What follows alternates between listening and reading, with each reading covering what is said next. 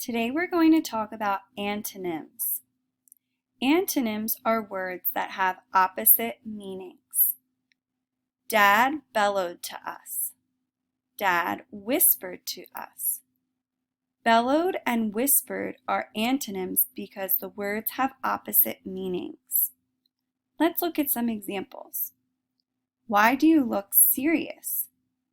Why do you look joyful?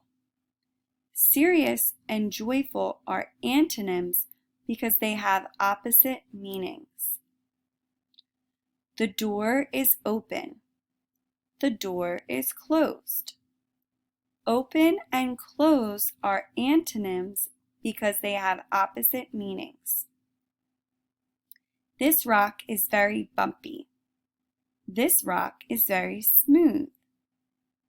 Bumpy and smooth are antonyms because they have opposite meanings.